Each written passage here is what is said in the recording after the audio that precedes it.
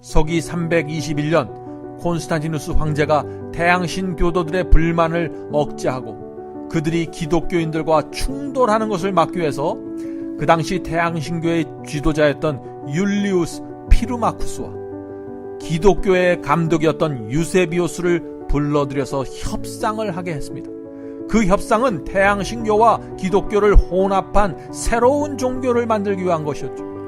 그 사건에 대해서 역사가들은 이렇게 기록하고 있습니다. 역사가들은 콘스탄티누스 황제가 태양을 숭배하는 이교도에서 기독교로 개종한 것을 보고 그의 영민함에 감탄하고 있다.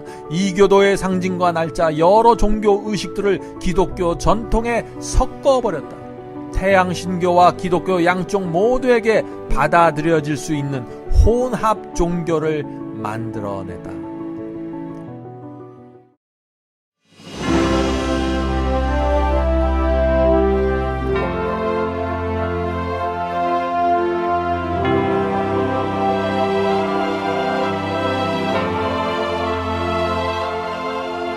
안녕하십니까? 마지막 사명 바이블 칼리지의 강사 앤드류 강입니다. 요한계시록의 전체 시리즈는 마지막 사명 웹사이트의 바이블 칼리지에 잘 준비되어 있습니다. 적그리스도와 짐승의 표, 마지막 환란과 칠재앙, 그리고 기독교 역사에 대한 전반적이고 정확한 말씀이 준비되어 있습니다. 성도 여러분, 이번 기회에 꼭 저희 사이트에 오셔서 전체 강의를 들어보시기를 제가 부탁드립니다. 오늘은 버가모 교회를 살펴보겠습니다. 기도하겠습니다. 하늘에 계신 아버지, 오늘은 지금 이 시대까지 내려오고 있는 버가모 교회의 어두움에 대해서 살펴보려고 합니다. 성령을 보내주시옵소서. 주께서 주시는 예언의 빛이 지식으로만 남지 않고 우리 속에서 살아있는 신앙과 능력이 되게 도와주시옵소서. 예언을 공부함으로써 이 세상을 살아가는 이유와 목적이 분명해질 수 있도록 축복해 주시옵소서. 하나님의 말씀과 진리를 붙잡는 것이 참된 행복으로 가는 길이고 구원과 영생을 준다는 사실을 깨닫게 축복해 주시옵소서. 예수 그리스도의 이름으로 간절히 기도드립니다. 아멘. 우리가 배운 것처럼 다니엘서의 예언은 제국들의 순서가 중점적으로 나와 있습니다. 그리고 그 속에서 기독교회가 어떻게 변질되는가를 보여주고 있죠. 그러나 일곱 교회의 예언은 온전히 기독교회만을 위해서 기록되었습니다. 기독교회를 향한 사탄의 공격이 나오고 그것에 응전하는 하나님의 움직임에 초점을 맞추고 있는 것입니다. 예언은 지도와 같은 것입니다. 요한계시록은 마지막 시대에 우리를 하늘까지 인도해주는 지도가 될 것입니다. 우리가 이 요한계시록에 나오는 예언을 신뢰하고 연구해야만 우리가 그 지도의 길을 따라서 하늘까지 도착하는 것입니다. 하나님께서 사탄이 언제 어떤 교회를 어떻게 공격할 것이라는 자세한 전략이 일곱 교회 안에 지도처럼 그려져 있습니다. 그래서 일곱 교회의 예언을 우리가 공부하고 나면은 우리의 영적 눈이 크게 열리게 될 것입니다. 오늘날 기독교회 속에 있는 사탄의 미혹이 우리의 눈에 들어오게 될 것입니다. 일곱 교회 예언에서 세 번째 교회는 버가모 교회입니다. 이 버가모 교회의 기간은 AD 313년부터 538년까지인데 이 시대는 큰 타협이 이루어진 시대였습니다. 우리는 다니엘서에서 중세기 종교 암흑 시대가 538년에 시작해서 1260년 동안 지속되었다는 사실을 배웠죠. 그러므로 버가모 시대는요, 작은 뿔이라는 그 핍박의 세력이 세워지기 전에 있었던 교회입니다. 그때 깊은 타협과 배도로 들어가는 교회가 바로 버가모 교회가 되는 것입니다. 초대교회 이후 300년 동안 핍박과 가난에도 순결을 유지하던 교회가 어떻게 버가모 교회에 와서 깊은 암흑 속으로 들어가게 되었을까요? 디오클레시안 황제의 극렬한 핍박에도 불구하고 기독교 신앙이 불붙듯이 퍼져 나갔습니다. 그리고 그 이후에 차기 황제로 올라온 콘스탄티누스가 있었는데 그는 서기 313년에 기독교인으로 개종하게 됩니다. 그때부터 기독교회가 로마 제국의 국교가 되는 것입니다. 놀라운 국면 전환이 생긴 것입니다. 왜 이런 일이 일어났을까요? 사탄은 핍박과 죽음으로 서머나 교인들을 협박하고 죽이려고 했지만 실패했습니다. 한 사람이 순교한 자리에서 100사람의 그리스도인이 올라왔던 것입니다. 그러자 사탄은 기독교회를 로마 제국의 국교로 만들므로써 교회 속으로 엄청난 돈과 명예와 인기가 쏟아져 들어오도록 유도했던 것입니다. 콘스탄티누스 황제는 핍박을 중지하고 자유를 허락하는 포고령을 내렸는데 그것이 유명한 서기 313년에 있은 밀라노 칙령이 되는 것입니다. 기독교인들을 자기의 편으로 끌어들여서 자신의 정권을 안정시키기 위해서 그런 결정을 황제가 내린 것입니다. 그래서 서기 313년 태양신을 섬겼던 콘스탄티누스 황제가 기독교로 개종하는 놀라운 사건이 생기게 된 것입니다. 로마 황제가 개종하자 어떻게 됐을까요? 그를 따라서 수많은 태양 신도들이 기독교 속으로 밀려서 들어왔습니다. 교회는 밀려 들어오는 태양신 교도들과 로마 황제의 요구에 따라서 진리를 타협하기 시작했습니다. 로마 황제는 태양신교 지도자들과 기독교의 지도자들을 불러 모아서 태양신교와 기독교회를 적당하게 혼합시킨 제3의 종교를 만들 것을 요구했습니다.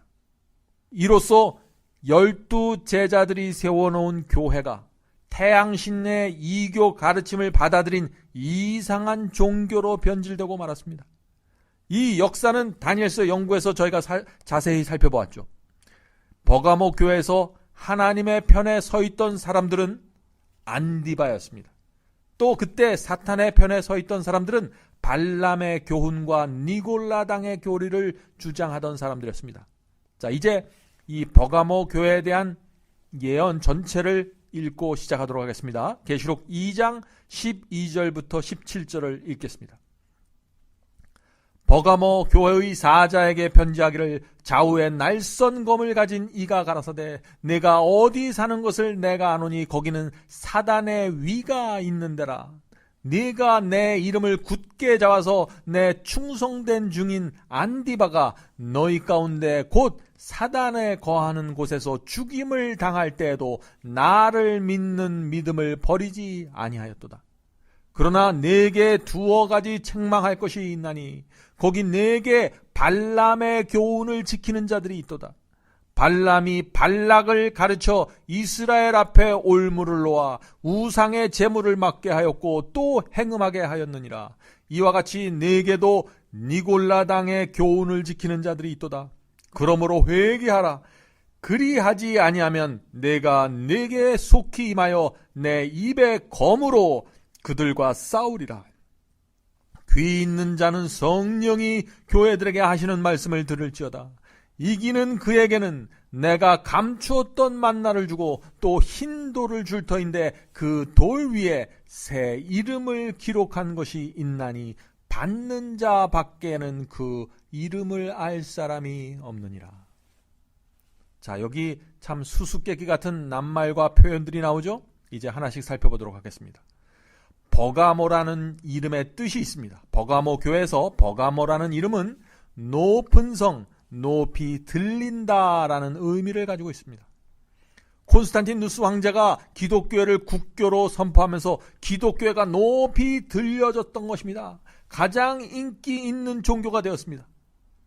그러나 핍박의 시대 동안에도 굳건하게 지켜왔던 신앙이 번영의 시대로 들어가면서 믿음의 성체는 무너지고 그 복음의 진리의 순결함을 잃어버리게 되었습니다. 사도 요한은 버가모 교회를 인도하시는 예수님의 모습을 그래서 이렇게 묘사했습니다. 계시록 2장 12절입니다. 버가모 교회의 사자에게 편지하기를 좌우에 날선 검을 가진 이가 가라사대. 버가모 시대의 그리스도의 모습은 좌우에 날선 검을 가지고 계신 분입니다. 버가모 교회를 위기로부터 구하기 위해서 일하시는 예수님의 모습을 그렇게 표현한 것입니다. 예수께서는 말씀이 무너지고 태양신교의 예배일과 우상까지 들어오는 교회의 모습을 보시면서 좌우의 날선검, 즉 날이 분명하게 서 있는 하나님의 말씀을 세우기 원하셨던 것입니다. 태양신의 우상 숭배와 거짓 계명이 하나님의 교회로 밀려 들어올 때 좌우의 날쌘 검처럼 예리한 하나님의 말씀이야말로 최고의 방어책이 되는 것입니다. 자, 그렇다면 버가모 교회에서는 누가 예수께서 보낸 종일까요? 누가 사탄이 사용하는 종이었을까요? 이제 여러분도 이런 질문에 대한 답을 예상하실 수 있을 것입니다. 이런 질문에 대한 답을 아는 것이 바로 영적 분별력을 갖게 되는 것입니다. 버가모 교회에 대한 예수님의 칭찬을 한번 보죠. 계시록 2장 13절입니다. 네가 버가모 교회가 내 이름을 굳게 잡아서, 예수님의 이름을 굳게 잡아서 내 충성된 증인 안디바가 너희 가운데 곧 사단에 거하는 곳에서 죽임을 당할 때에도 나를 믿는 믿음을 버리지 아니하였도다. 버가모 교회에서 예수께서는 죽기까지 충성했던 증인 안디바를 칭찬하셨습니다.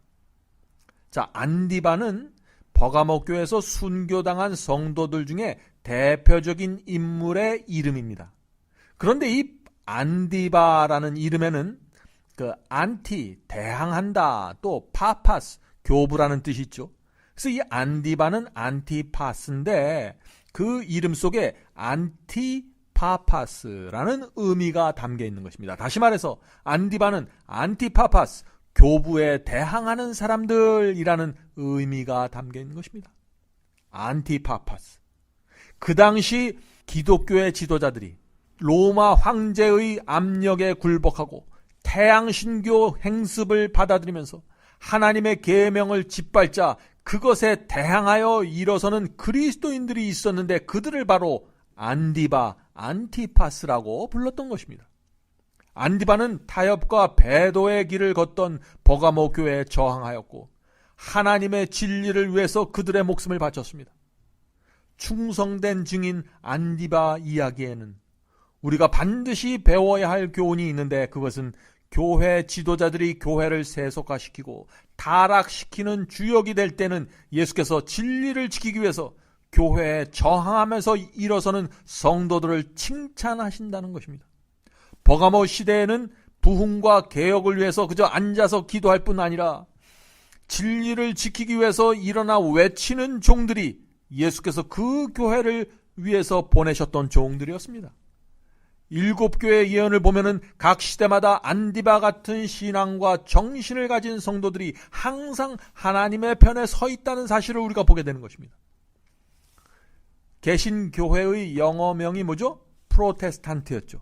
자, 프로테스탄트, 그 의미가 무엇입니까? 프로테스탄트는 저항하는 사람들이라는 뜻이었죠. 누구에게 저항한다는 뜻이었죠?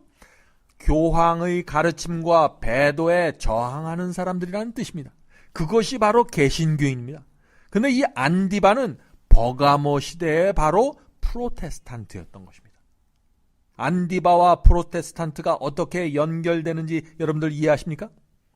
이제 예수께서 버가모 교회를 책망하시는 장면을 보겠습니다. 자, 버가모 교회에게 무엇을 책망하시는지. 계시록 2장 14절부터 15절입니다. 네게 버가모 교회에게 두어 가지 책망할 것이 있나니 거기 네게 발람의 교훈을 했는데 영어 성경을 보면요, 닥트린이라고 해서 교리예요. 발람의 교리를 지키는 자들이 있도다. 발람이 발락을 가르쳐 이스라엘 앞에 올무를 놓아 우상의 제물을 먹게 하였고 또 행음하게 하였느니라. 이와 같이 네게도 니골라당의 교훈을 지키는 자들이 있도다. 여기서도 마찬가지로 영어 성경에 보면 니골라당의 교훈이 아니라 니골라당의 닥트린입니다. 교리입니다. 자, 버가모 교회의 죄가 무엇입니까? 발람의 교리와 니골라당의 교리를 지킨 것입니다. 자, 그렇다면 발람의 교훈이 무엇일까요? 구약 성경에 나오는 발람은 하나님의 선지자였습니다. 그런데 그 하나님의 선지자가 모압 왕 발락이 주는 뇌물의 마음이 끌려버린 것입니다. 그래서 이스라엘의 선지자인 발람이 모압 왕 발락의 청탁을 받고 이스라엘을 저주하는 이야기가 나옵니다. 그러나 하나님께서는 그것을 막으셨죠. 그러자 어떻게 됐습니까? 간교한 거짓 선지자 발람은 모압 왕에게 이스라엘을 타락시킬 수 있는 방법을 가르쳐 주었습니다. 그래서 발람은 모압 왕에게 아름다운 모압 여인들을 모아서 이스라엘 남자들에게 보내 유혹한 다음에 이스라엘 남자들이 우상을 숭배하도록 만들라고 했습니다. 발람이 그런 계략을 제시한 이유가 무엇일까요? 이스라엘 남자들이 우상 숭배를 하게 되면은 하나님께서 더 이상 이스라엘 백성들을 보호하실 수 없게 될 것이고, 그렇게 되면은 모압 왕이 이스라엘을 두려워할 필요가 없게 되기 때문이죠. 자, 발람의 계략은 성공했습니다. 이스라엘의 남자들은 모압 여인들을 아내로 맞이했고 음란한 우상 숭배에 빠지게 되었습니다. 그 결과 전염병이 돌아서 24,000명이 죽임을 당했습니다. 자, 그렇다면은 발람의 교훈이 무엇일까요? 그것은 교회가 거짓 선지자들에 의해서 하나님의 말씀과 원칙을 버리고 세상과 타협하고 거짓 가르침을 받아들이면 하나님의 교회에 치명적인 영적인 죽음이 찾아온다는 것입니다. 버가모 교회에 그런 배도가 생겼던 것입니다. 사도 요한은 버가모 교회에서 생긴 교리적인 그 배도를 발람의 교리라고 불렀습니다. 자, 이제부터 발람의 교리에 대해서 좀 살펴보죠. 계시록 2장 14절입니다. 거기 내게 발람의 교훈을 이라고 했는데 발람의 교리죠. 발람의 교리를 지키는 자들이 있도다. 버가모 교회에 발람의 교리가 어떻게 들어왔을까요? 태양 신교를 믿던 로마 황제가 하루아침에 갑자기 기독교로 개종했다고 했습니다. 그때까지 로마 제국을 떠받들고 있던 태양신 교도들이 불만이 터져버리고 말한 것입니다. 그런 상황에서 기독교 역사에서 최고의 비극이 일어나게 되는 것입니다. 서기 321년 콘스탄티누스 황제가 태양신 교도들의 불만을 억제하고 그들이 기독교인들과 충돌하는 것을 막기 위해서 그 당시 태양신교의 지도자였던 율리우스 피르마쿠스와 기독교의 감독이었던 유세비우스를 불러들여서 협상을 하게 했습니다. 그 협상은 태양신교와 기독교를 혼합한 새로운 종교를 만들기 위한 것이었죠. 그 사건에 대해서 역사가들은 이렇게 기록하고 있습니다. 역사가들은 콘스탄티누스 황제가 태양을 숭배하는 이교도에서 기독교로 개종한 것을 보고 그의 영민함에 감탄하고 있다. 이교도의 상징과 날짜, 여러 종교 의식들을 기독교 전통에 섞어버렸다. 태양신교와 기독교 양쪽 모두에게 받아들여질 수 있는 혼합 종교를 만들어냈다. 자, 또 한 말씀 읽어보죠. 히랍교부 영국 기독교 출판사에 있는 말씀입니다. 기독교의 감독인 유세비오스는 자신도 모르는 사이에 그의 신학을 태양신의 이교적인 이념과 로마 황제의 이념으로 짜맞춰 기독교적으로 변형시켰다. 자, 발람과 같은 거짓 선지자들에 의해서 기독교회 안에 영적인 어두움이 들어왔는데 그것이 오늘날 천주교회가 가르치는 주요 교리와 가르침으로 이어진 것입니다. 그리고 그것이 오늘날 기독교회, 개신교회 속에까지 깊이 들어오게 된 것입니다. 로마 천주교회에서는 첫 번째 교황을 베드로라고 주장하지만은 태양신교와 기독교의 혼합 형태로 기초를 놓은 천주교회를 12제자들과 사도들의 그 초대 기독교회와 같은 교회라고 말할 수가 없는 것입니다. 태양신을 섬기던 우상 숭배자들이 교회 안으로 들어오자 그들이 섬기던 우상을 베드로상, 바울상, 마리아상 그리고 죽은 순교자들의 석상이나 그림으로 대체해서 섬기기 시작했고 그들의 종교 행습에 따라서 십계명이 크게 변경되었습니다. 또한 이교도들의 영향을 받아서 죽음과 영혼에 대한 가르침이 크게 흔들렸죠. 천사와 죽은 자들을 숭배하기 시작했습니다. 이렇게 함으로써 태양신을 섬기던 우상 숭배자들이 기독교의 안에 들어와서 쉽게 적응할 수 있게 된 것입니다. 그 당시 역사의 기록을 또 하나 살펴보겠습니다. 교회의 감독들은 이전에 히랍과 로마의 이방 종교를 믿던 사람들이 자신의 신들에게 존경과 신앙을 표현하기 위하여 만들었던 종교의식과 제도를 조금씩 고쳐서 기독교 안으로 끌어들였다. 이렇게 함으로 새로 개종한 이교도들은 조상 때부터 전래되어 온 의식들이 그대로 존재하는 것처럼 느끼게 되었고, 예수님과 성자들도 자신들이 섬기던 이방인과 같은 방법으로 숭배하는 것으로 생각하게 되었고, 그 결과 수많은 이교도들이 좀 더 쉽게 교회 안으로 들어오게 되었다. 이교도였던 콘스탄티누스 황제가 기독교인으로 개종하자 곳곳에 태양 신전과 유사한 거대한 교회들이 세워지게 되었는데, 교회마다 여러 가지 그림들과 조각된 우상들로 단장함으로써 외관상으로나 내면적으로 이교도들의 신전과 흡사한 것이 되었다. 자, 이것이 그 당시에 벌어졌던 배도의 모습입니다. 자, 그럼 이제 정리해 보겠습니다. 버가모 교회가 발람의 교리를 받아들였다는 그 말은, 발람이라는 거짓 선지자가 모압 왕과 공모해서 이스라엘 안으로 이교도들의 우상 숭배를 들여왔던 것처럼, 버가모 교회의 거짓 선지자들이 로마의 왕 로마 황제와 공모해서 태양신의 우상 숭배와 그들의 예배일인 일요일을, 썬데이를, 태양을 경배하는 날이죠, 일요일을 교회 안으로 가지고 들어왔다는 것입니다. 그것을 가리켜서 발람의 교리라고 부르는 것입니다. 버가모 교회에 들어왔던 발람의 교리가 지금까지 기독교에 퍼져 있는 모습을 보면 두려움을 느끼게 되는 것입니다. 이제 예수께서 버가모 교회를 책망하신 두 번째 이유 보겠습니다. 두 번째 이유는 니골라당입니다. 계시록 2장 15절. 이와 같이 내게도, 버가모 교회에게도 니골라당의 교훈을, 니골라당의 교리를 지키는 자들이 있도다. 제1세기의 교회, 에베소 교회에 나타났던 니골라당의 행위가 버가모 교회에 와서는 니골라당의 교리로 발전되었습니다. 그리스도를 믿기만 하면 하나님의 말씀대로 순종하는 삶을 살지 않아도 구원을 받는다 하는 니골라당의 가르침은 한 번 빠지면 벗어나기 어려운 가르침입니다. 왜냐하면 니골라당의 교리에서 벗어나려면 세상을 포기해야 하고 하나님의 말씀과 계명에 순종하기로 결정해야 하기 때문입니다. 자, 그런데 이 버가모 교회 지도자들은 왜 니골라당의 교리를 세우게 되었을까요?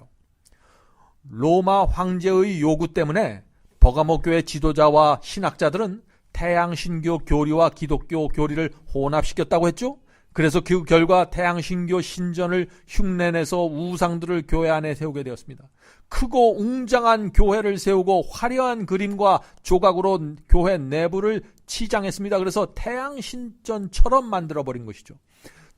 12 제자와 사도들이 상상할 수도 없는 일이 그리스도께서 피로 세운 교회 안에서 벌어지게 된 것입니다. 버가모 교회의 거짓 선지자들은 그 엄청난 배도를 합리화시켜야만 했습니다. 그래서 10계명에서 둘째 계명을 삭제해버렸고 넷째 계명을 변경시켰던 것이죠. 사도시대 이후 300년 동안 에베소 교인들과 서머나 교인들이 피와 죽음으로 지켜왔던 하나님의 말씀과 계명을 그들 마음대로 바꾼 것입니다. 이런 상황 때문에 교회를 대항해서 반기를 든 사람들이 있었는데 그들이 바로 충성된 증인 안디바였던 것입니다. 만일 여러분이 그 시대에 있었으면 여러분은 안디바에 동참하셨겠습니까? 그 시대에 안디바가 된다는 것은 교회와 사회에서 축출된다는 것을 의미합니다. 로마 황제로부터 직접 핍박을 당하게 되는 것이죠. 예수께서 교회가 위기에 처해 있을 때 어떤 종들을 보내시는지 여러분들 잘 보시기 바랍니다. 예수께서 보내시는 종은 설교를 멋있게 하는 사람이 아닙니다. 예수께서 붙잡고 사용하시는 종은 안디바의 정신을 갖고 있는 사람들입니다. 하나님의 말씀을 올바로 세우고 교회의 배도를 막기 위해서 자신의 몸 전체를 던지는 사람들이 바로 하나님께서 위기에 처한 교회에게 보내는 종들이 되는 것입니다. 자, 이런 상황에서 버가모 교회 거짓 선지자들은 그들이 저지른 배도가 성도들의 구원에 아무런 영향을 주지 않는다고 설득할 수 있는 새로운 구원론을 만들어야 된다는 그 필요성을 느끼게 된 것입니다. 그래서 니골라당의 교리를 적극적으로 활용하게 된 것이죠. 이 버가모 교회의 거짓 선지자들은 이렇게 말했습니다. 성도들은 그리스도 안에서 자유를 얻었기 때문에 이제는 순종과 행위에 더 이상 얽매일 필요 없습니다. 순종하지 않아도 구원받을 수 있습니다. 라는 설교를 하고 교리를 세웠던 것입니다. 그것이 바로 니골라당의 교리입니다. 그 당시 사람들의 귀에 그런 철학적인 주장은 매우 고상하게 들렸습니다. 지금까지는 희생하고 좁은 길을 걸어야만 하나님 말씀대로 살아야만 구원받는 줄 알았는데 이제는 자유를 얻었다는 것입니다. 더 이상 순종과 행위에 얽매일 필요가 없다는 것입니다. 철학적인 주장처럼 들렸습니다. 또한 이 버가모 교회의 어리석은 양들도 초대교회부터 300년 동안 걸어온 그 가난과 좁은 길의 신앙을 원하지 않았던 것입니다. 이제는 좀 더 편하게 살고 싶었던 것입니다. 그래서 니골라당의 교리를 눈을 감고 그저 크게 환영했던 것이죠. 로마 황제의 눈치를 보면서 태양 신교의 교리를 받아들이기로 결정한 버가모 교회 지도자들에게 있어서 니골라당의 교리는 그들의 입지를 지켜주는 강력한 신학이 되었습니다. 니골라당 교리가 갖고 있는 신학적 논리 때문에 버가모 교회 시대부터 수많은 성경 진리가 변질되었고 태양 신교의 행습이 기독교의 안으로 밀려 들어오게 된 것입니다. 니골라당의 핵심 교리는요, 한마디로 말해서 이것입니다. 복음은 그리스도인들을 하나님의 말씀과 계명을 지키는 의무로부터 해방시켰다라는 것입니다. 니골라당의 교리는 양심을 마비시키는 무서운 교리입니다. 왜냐하면 하나님의 말씀과 계명을 무시해도 구원받는다고 믿게 만들기 때문에 그렇습니다. 놀라운 사실은 사탄은 이런 니골라당의 교리를 이용해서 하나님의 교회를 지금까지 집요하게 공격하고 있다는 것입니다. 오늘날 기독교에서 가장 널리 퍼져 있는 거짓 구원론이 무엇입니까? 그 원조를 찾아보면 바로 니골라당의 교리인 것입니다. 하나님의 말씀에 충성하지 않아도 구원받을 수 있다는 가르침 말이죠. 사랑하는 성도 여러분, 사도 바울이 말하는 그리스도 안에서 얻는 자유란 하나님의 말씀과 계명을 순종하지 않아도 되는 자유가 아닙니다. 바울이 말하는 자유란 하나님의 말씀을 온 마음으로 순종할 때 얻게 되는 죄로부터의 해방과 자유를 뜻하는 것입니다. 바울의 말씀은 분명합니다. 로마서 6장 읽어보겠습니다. 로마서 6장 16절부터 18절 그리고 22절을 읽겠습니다. 죄의 종으로 사망에 이르고 혹은 순종의 종으로 의에 이르느니라. 하나님께 감사하리로다. 너희가 본래 죄의 종이더니 너희에게 전하여 준 바 교훈의 본을 마음으로 순종하여 죄에게서 해방되어 의에게 종이 되었느니라. 이제는 너희가 죄에게서 해방되어 하나님께 종이 되어 거룩함에 이르는 열매를 얻었으니 이 마지막은 영생이라. 얼마나 분명한 말씀입니까? 바울은 믿음에서 영생까지 경험해야 할 단계가 있음을 말하고 있는 것입니다. 우리가 그리스도를 영접하고 온 마음을 다해서 주를 믿으면 우리 마음속에 의를 사모하는 심령이 생기게 되는 것입니다. 우리가 의를 사모하면 죄가 미워지게 되는 것이죠. 바로 그것이 중생의 경험입니다. 우리가 그리스도 안에서 거듭나는 경험을 하게 되면 하나님께서 좋아하는 것을 나도 좋아하게 되고 하나님께서 미워하는 것을 나도 미워하게 되는 것입니다. 그래서 자연스럽게 죄를 버리게 되고 죄로부터 떠나게 되는 것이에요. 바로 그것이 자유와 해방의 경험입니다. 그런 경험을 통해서 거룩한 열매가 우리의 마음과 생애 속에 열리게 되는 것이죠. 바로 이것이 생명과 영생을 얻는 과정이 되는 것입니다.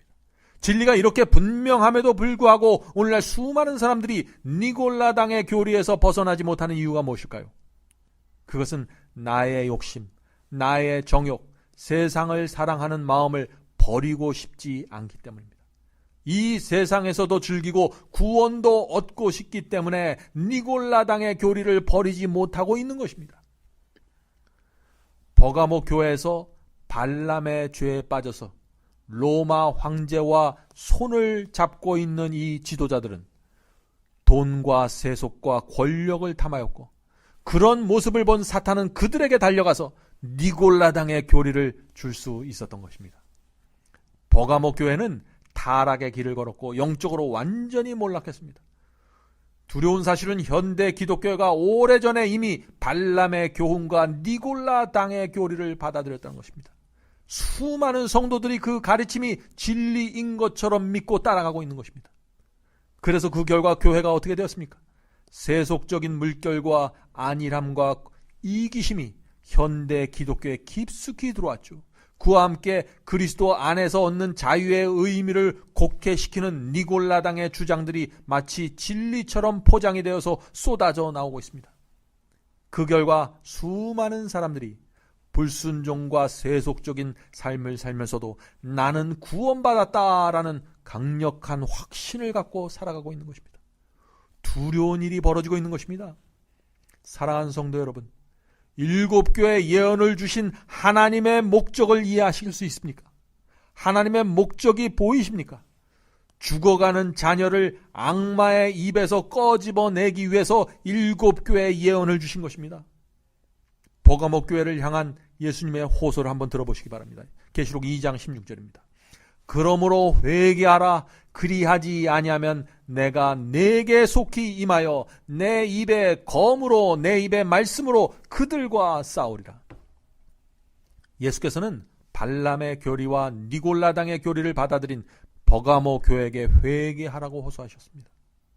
발람의 교리와 니골라당의 교리를 받은 사람들이 회개하지 않으면 예수께서 그들과 싸우겠다고 선언하신 것입니다. 버가모 교회는 예수님이 보살피고 인도하는 교회가 아니라 예수님과 싸우는 교회가 된 것입니다. 교회라고 해서 모두 하나님의 편에 있는 것이 아닙니다. 버가모 교회뿐만 아니라 이 다음에 나오는 두아디라 교회, 그리고 마지막 시대에 나오는 이 라오디게아 교회도 하나님과 싸우는 교회가 된 것입니다.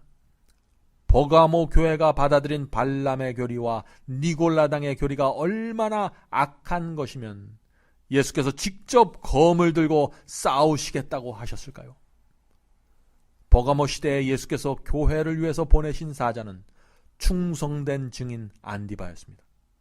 그러나 이 세상을 사랑하는 수많은 사람들은 안디바의 설교 대신에 그 당시에 거짓 선지자들의 설교를 좋아했습니다. 그리고 그들을 따라갔습니다. 버가모 교회는 예수께서 보내신 안디바를 핍박하고 죽였습니다. 결국 버가모 시대에도 말씀에 충성하는 신앙이 없는 사람들은 모두 사탄의 미혹에 빠져서 구원을 잃어버렸던 것입니다. 자, 이제 버가모 교회에게 주신 주님의 약속을 보겠습니다. 계시록 2장 17절. 귀 있는 자는 성령이 교회들에게 하시는 말씀을 들을지어다. 이기는 그에게는 내가 감추어진 만나를 주고 또 흰 돌을 줄 터인데 그 돌 위에 새 이름을 기록할 것이 있나니 받는 자 밖에는 그 이름을 알 사람이 없느니라. 예수께서는 버가모 교회도 오직 귀 있는 자와 이기는 자들에게만 구원의 약속을 허락하셨습니다. 예수께서는 안디바의 정신을 가진 성도들에게 두 가지를 약속하셨는데, 하나는 감추어진 만나입니다. 또 다른 하나는 흰 돌과 그 위에 새겨진 새 이름이라고 했습니다. 자, 그러면은 감추어진 만나는 무엇이고 흰 돌과 새 이름은 무엇을 상징할까요? 자, 살펴보겠습니다. 먼저 만나를 살펴보겠습니다. 하나님께서는 광야 생활을 하던 이스라엘 백성을 위해서 놀라운 양식을 준비하셨습니다. 그것이 무엇인가요? 출애굽기 16장 4절에 나오죠. 출애굽기 16장 4절입니다. 내가 너희를 위하여 하늘에서 양식을 비같이 내리리니 백성이 나가서 일용할 것을 날마다 거둘 것이라. 이른 아침에 이스라엘 백성이 장막 밖에 나가면은 지면에 내린 만나를 볼 수 있었습니다. 하나님께서 매일 아침마다 만나를 주신 것입니다. 이 만나라는 단어의 뜻은 영어로 보면은요, What's this? 이것이 뭐지? 라는 뜻입니다. 하늘에서 양식이 내려왔는데 그것이 너무나 신기하고 경이로웠기 때문에 그렇게 붙여졌던 이름입니다. 하늘에서 내려온 만나는 이 세상에 생명을 주기 위해서 하늘로부터 내려온 예수님을 표상하는 것입니다. 요한복음 6장 48절부터 51절을 읽겠습니다. 내가 곧 생명의 떡이라. 이는 하늘로서 내려오는 떡이니 만나니 이 사람이 이 떡을 먹으면 영생하리라.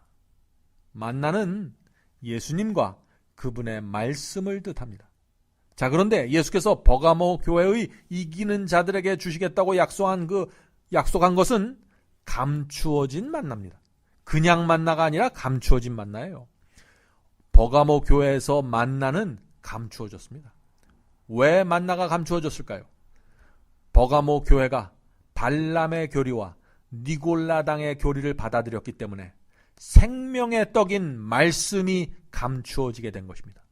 돈과 권력을 사랑한 발람과 같은 거짓 선지자들이 이교도의 가르침을 받아들였고 니골라당의 교리를 받아들여서 교인들을 넓은 길로 인도했기 때문에 버가모 교회에서 만나, 즉 예수님과 그분의 말씀이 감추어지게 된 것입니다. 성도 여러분, 지금 이 시대에도 현대판 니골라당의 교리를 받아들이게 되면은 생명의 양식인 만나가 감추어지게 됩니다. 이 감추어진 만나를 먹지 못하면 어떻게 됩니까? 말씀에 충성하는 신앙을 갖지 못하고 잃어버림을 당하게 되는 것입니다. 광야에서 이스라엘 백성들은 매일 아침 하늘에서 내려온 만나를 먹고 살았습니다. 그와 마찬가지로 버가모 교인들도 하늘에서 내려온 신령한 말씀을 먹고 그 말씀대로 살아야 했던 것입니다. 그러나 버가모 시도에는 거짓 선지자들이 교회를 장악하고 있었기 때문에 하늘에서 내려온 생명의 만나가 사라져버린 것입니다. 교회에서 올바른 복음과 가르침이 나오지 못했기 때문에 교인들은 말씀의 기근 속에서 죽어가게 되었습니다. 그러나 발람의 교리와 니골라당의 교리를 거절했던 성도들은 날마다 생명의 양식을 먹을 수 있었습니다. 그래서 다른 사람들에게는 감추어진 만나가 그들에게는 감추어지지 않았던 것입니다. 날마다 예수께로부터 만나를 공급받은 성도들이 이기는 자들이 되었고 영생을 얻게 되었습니다. 이제 흰돌에 대해서 살펴보겠습니다. 버가모 시대에는 법정에서 재판을 할 경우에 흰돌과 검정돌을 사용해서 재판 결과를 나타내었습니다. 흰돌은 죄가 없는 무죄 석방을 나타냈고 검정돌은 유죄를 나타내었습니다. 또한 노예가 자유인이 되었을 때도 흰돌을 주었는데 자유인이 된 사람에게는 새로운 이름을 흰돌 위에 새겨 주었습니다. 노예로부터 풀려나온 새 이름을 준 것이죠. 또한 흰돌은 싸움에서 15번 이상 승리한 투사에게도 주어졌습니다. 이처럼 버가모 시대의 흰돌은 무죄와 자유와 승리와 명예의 상징으로 사용되었습니다. 그러므로 성도들에게 흰돌을 주셨다는 것은 그들의 죄를 용서해 주시고 진리 안에서의 자유와 승리를 허락해 주셨다는 뜻입니다. 성도 여러분, 지금도 흰돌을 받는 경험을 할 수 있습니다.